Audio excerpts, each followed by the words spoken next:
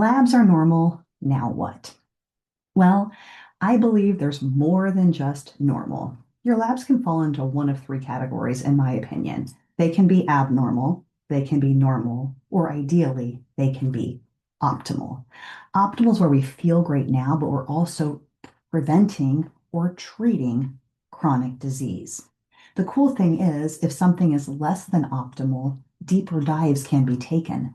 Functional lab testing looks at precursors to disease before disease develops. It's looking at the how things are happening and the why things are happening. And guess what? When we identify these problems with functional lab testing, instead of putting a band-aid solution on like a prescription drug medication, we can actually fix the underlying problem, which leads us closer and closer and closer to optimal health.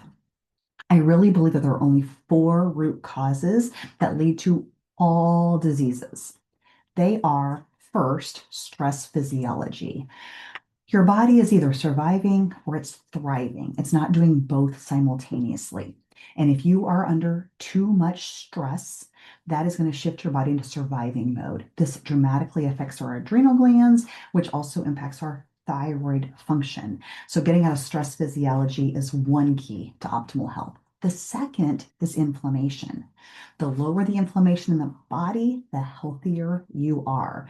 And inflammation definitely goes up as we get older.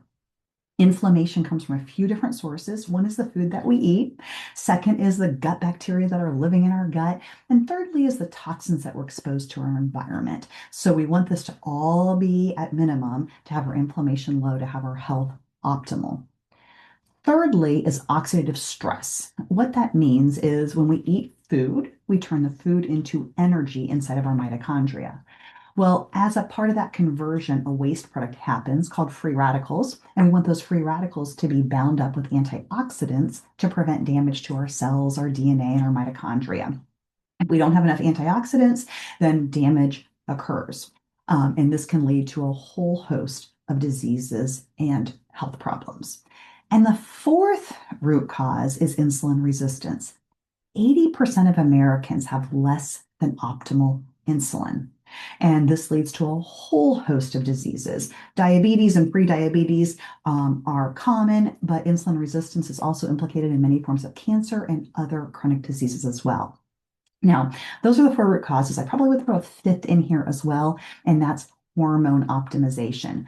We've already mentioned a couple of hormones. So cortisol is affected with stress physiology. Insulin's also a hormone, and of course, that's affected with insulin resistance. But the other hormones to think about are estrogen, progesterone, and testosterone. Having those hormones optimized is also one of the keys to optimal health. The truth is, there aren't just two categories, healthy and unhealthy. There's an entire spectrum that exists. And at this far end is disease and sickness, and at this other end is optimal health.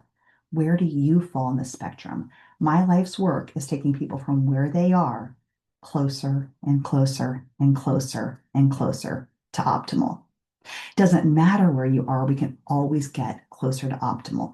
Many of my clients already feel great and they've already had a normal physical at their doctor's office. That doesn't mean they're here.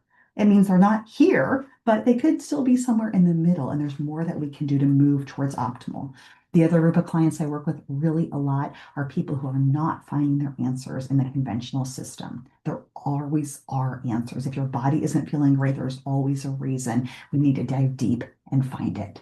So, yes, if your labs are normal, don't stop there. There's so much more that can be done, and we aren't striving for optimal. We aren't striving for normal. We're striving for